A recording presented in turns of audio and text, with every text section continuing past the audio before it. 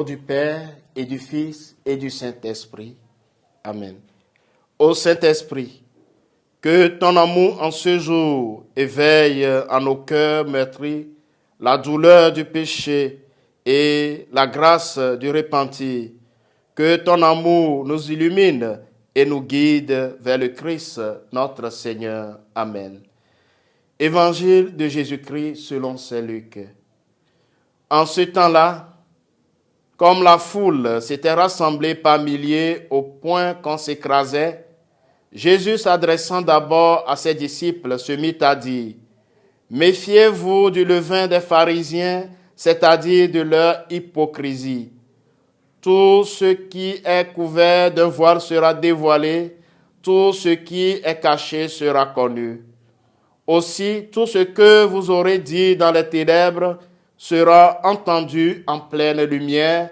Ce que vous aurez dit à l'oreille dans le fond de la maison sera proclamé sur les toits.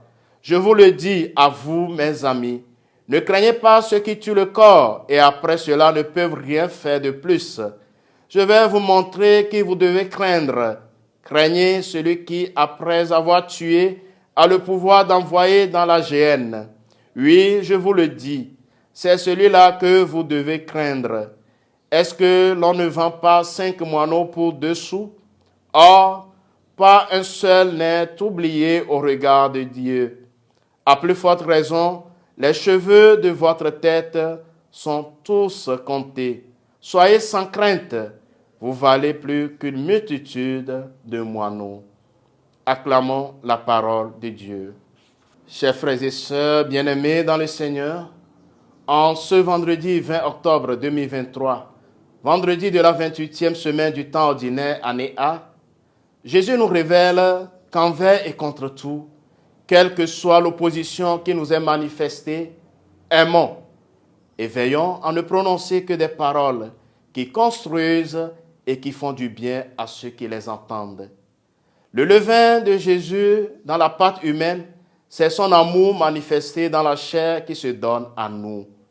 En prêchant la venue du royaume de Dieu, Jésus met ici ses disciples en garde devant l'hypocrisie des pharisiens qui critiquent fermement. Dieu est amour. C'est l'amour fraternel qui fait de nous un sacrifice d'agréable odeur en l'honneur du Dieu qui nous aime. Nous nous présentons à lui et aux autres en toute vérité de cœur. L'amour du Père nous enveloppe constamment. Notre demeure est son cœur qui nous donne la vie.